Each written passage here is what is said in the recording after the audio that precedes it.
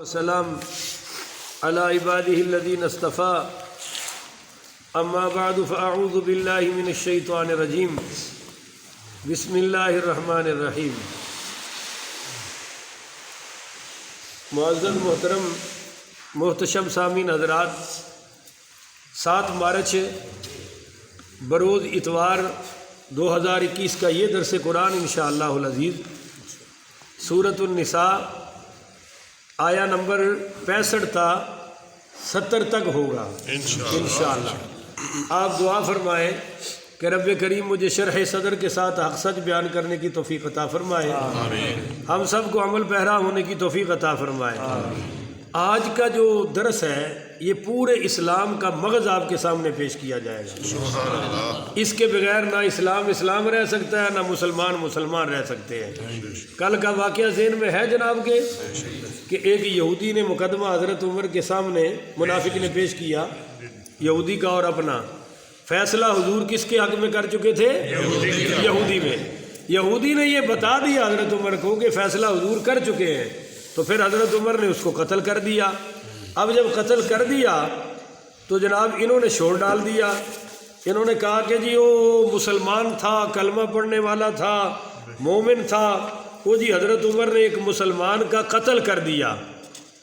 تو نبی کریم صلی اللہ علیہ وسلم کے پاس جب یہ بات پہنچی، وہ تو یہودی تو دوڑا، اس نے دوڑ لگائی، انہوں نے کہا جب یہ نہیں چھڑیا تو مینوں کنے چھڑنا ہے۔ وہ سیدھا حضور کی بارگاہ میں آیا، وہ کہنے لگا جی عمر نے تو اس کو بھی قتل کر دیا جو آپ کا ساتھی مسلمان تھا، اور میں بڑی مشکل سے جان بچا کے آیا ہوں۔ تو حضور پاک صلی اللہ علیہ وسلم نے فرمایا ما کنت اظن ان عمر یجیر علی قتل رجل مؤمن، کہ میرا دل نہیں مانتا کہ عمر کسی مومن کا قتل کر دے۔ میرا دل یہ ماننے کو تیار نہیں ہے کہ عمر کسی مومن کا قتل کر دے۔ فوری جبریل امین یہ آیت لے کر آ گئے کہ فلا وربک، اے میرے محبوب مجھے تیرے رب کی قسم ہے۔ ہائے ہائے ہائے، رب کون ہے؟ بولے اللہ۔ اور قسم اٹھانے والا کون ہے؟ ہائے ہائے ہائے، یعنی اللہ کو یہ پسند ہے۔ یہ نقطہ دینے لگا ہوں عاشقان رسول کی خدمت میں خاص ہے کہ اللہ تو کہتا ہے کہ نبی میرا ہے، محبوب میرا ہے، پیارا میرا ہے، مگر اللہ کو یہ بھی پسند ہے کہ اللہ کہے میں بھی محبوب کا ہوں۔ یہاں اسی پسندیدگی کا اظہار ہے۔ فلا وربک، ویسے تو عموماً تو میں رب العالمین ہوں، پر خاص اور سب سے بڑھ کر تیرا رب ہوں۔ یا میری ربوبیت کا کوئی شاہکار دیکھنا چاہتا ہے، میری ربوبیت کا کوئی کمال دیکھنا چاہتا ہے تو وہ ذات مصطفیٰ کو دیکھ لے۔ جیسے آپ نہیں دکاندار سے کہتے کہ یار جو تجھے سب سے زیادہ چیز پسند ہے اپنی پسند کی مجھے دے دے۔ اللہ کہتا ہے میں رب تو سارے جہانوں کا ہوں، پر اگر مجھ سے پوچھو کہ میں اپنی ربوبیت میں سب سے زیادہ کس کو پسند کرتا ہوں کہ وہ مجھے رب کہے یا مجھے اس کا رب کہا جائے تو وہ صرف ذات مصطفیٰ ہے۔ فلا وربک لا یؤمنون، وہ مومن نہیں ہے۔ بولیے وہ مومن ہے، یعنی مومن ہو ہی نہیں سکتا۔ کون؟ حتی یحکموک، جب تک کہ وہ آپ کو یحکموک حکم نہ بنائے۔ بولیے یحکموک، حاکم نہیں، حکم بولیے حاکم تو اس کو کہتے ہیں جس کا فیصلہ ہر حالت میں ماننا پڑتا ہے، راضی ہو تب بھی ماننا پڑے گا، ناراضی ہو تب بھی۔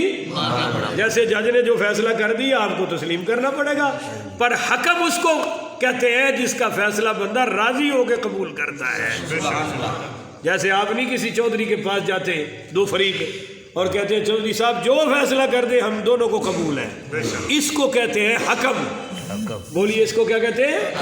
تو حتی یحکموک، جب تک کہ آپ کو حکم تسلیم نہ کر لے، فیما شجر بینہم، ان معاملات میں جو ان کے درمیان پھوٹ پڑ چکی ہے، شجر بینہم، جو ان کے اختلافی معاملات ہیں۔ کیوں؟ اختلاف کے بغیر تو سارے ہی مانتے ہیں، نہیں سمجھے ہو بھائی؟ نماز میں تو آپ حضور کی مانیں گے نا، کلمے میں بھی مانیں گے، اذان میں بھی مانیں گے، مزہ تو تب ہے لڑائی پڑی ہو، حکم مصطفیٰ آ جائے تو دونوں فریق جھک جائیں. یہ ہے فیما شجر بینہم، ہر اس جھگڑے میں جو ان کے درمیان پیدا ہو چکا ہے، جو ان کے درمیان پیدا ہو چکا ہے. ثم لا یجدوا فی انفسہم، اور حرجا، پھر اپنے نفسوں میں کوئی تنگی بھی نہ پائے. فیصلہ سن کر ماننا تو ہے ہی ہے، عمل بھی کرنا ہے، پر دل میں تنگی بھی نہ پائے. جیسا کہ منافق نے تنگی پائی دل میں. اور ایک اور علماء نے واقعہ لکھا ہے، حضرت عبداللہ بن زبیر پڑھی رضی اللہ، معافی چاہتا ہوں، حضرت زبیر، عبداللہ بن زبیر نہیں، خود زبیر، ان کا ایک انصاری کے ساتھ تنازع ہو گیا. تنازع یہ تھا کہ پانی پہاڑوں سے آتا تھا، پہلے زمین حضرت زبیر کی آتی تھی اور پھر انصاری کی. تو حضرت زبیر اپنی بھر لیتے تھے، پہلے زمین مکمل کرتے تھے، پانی لگاتے تھے، پھر اس کو دیتے تھے. اس نے کہا جی پہلے میری طرف ہی آنے دو. تو یہ جھگڑا حضور تک پہنچا. تو آپ صلی اللہ علیہ وسلم نے فرمایا زبیر اپنی زمین سیراب کر کے پانی اس انصاری کو بھی دے دیا کرو. تو وہ انصاری کہنے لگا کہ یہ آپ کا پھپھی کا بیٹا ہے نا، اس لیے آپ نے اس کے حق میں فیصلہ کر دیا ہے. تو آپ صلی اللہ علیہ وسلم نے فرمایا کیا تم مجھے یہ سمجھتے ہو کہ میں حق فیصلہ نہیں کرتا؟ آپ نے فرمایا زبیر اب پانی اپنی زمین کو دے کے نہ روک لیا کرو، اس کو دیا ہی نہ کرو، اس کو. یہ اصل عدل کا فیصلہ تھا کہ پانی تو حضرت زبیر کا تھا، مگر آپ نے فضل کیا کہ اپنا بھر کے اس کو بھی. اس پر اس نے اعتراض کیا. تو یہ قرآن کی آیت کیا بتا رہی ہے؟ تیرے رب کی قسم اس وقت تک کوئی مومن نہیں بن سکتا جب تک کہ اپنے اختلافی معاملات میں آپ کو حکم نہ مانے، اور ثم لا یجدوا فی انفسہم حرجا، اپنے دل میں نفس میں کوئی تنگی بھی محسوس ہے مما قضیتا، اس پر جو آپ فیصلہ کر دے. بولیے جو آپ فیصلہ کر دے. تو جو حضور صلی اللہ علیہ وسلم نے فیصلے کر دیے، مومنہ کو کام ہے اس پہ راضی ہونا. آج بھی جو مومن ہے وہ راضی ہوگا. مگر یہ ہمارا کیسا اسلامی ملک ہے بھائی؟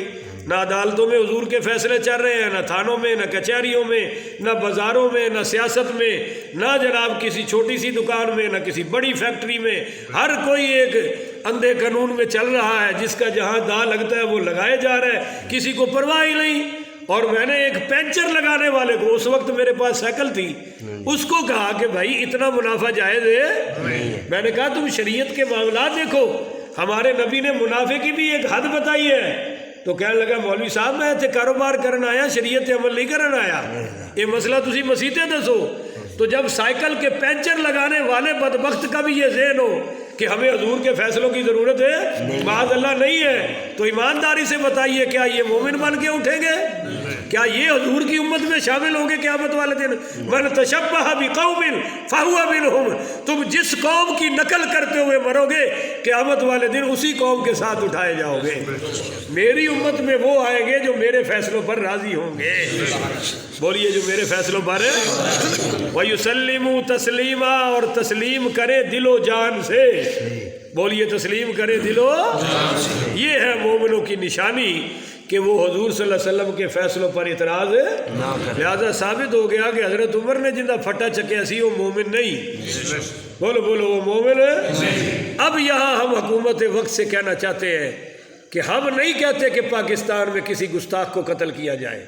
ہم یہ کہتے ہیں، ہم کہتے ہیں کہ تم ریاست مدینہ بنا رہے ہو اور پہلا وزیر اعظم ہے جو اسمبلی میں قرآن کے حوالے بھی دیتا ہے، حدیث کے حوالے دیتا ہے، صحابہ کے حوالے دیتا ہے.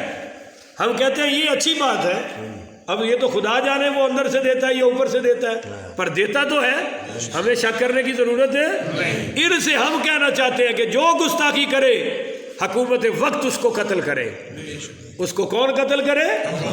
ہم نہیں کہتے کہ ہر نوجوان کلاشن اٹھائے اور اس کو مار دے جو گستاخی. نہیں نہیں نہیں، قانون کرے، حکومت کرے.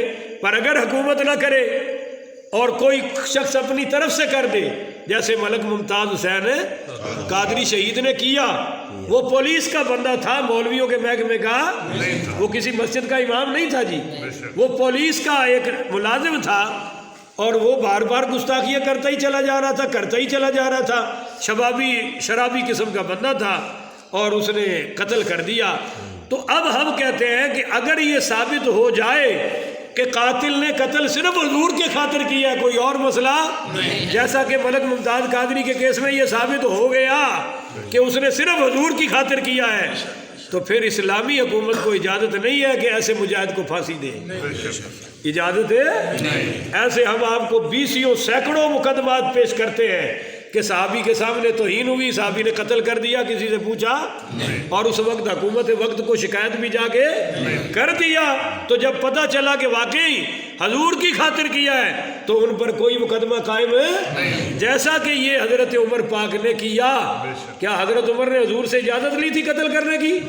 بس بولے نا سارے، کیا صحابہ سے مشورہ کیا تھا؟ فوری کر دیا ایمان کے جذبے سے۔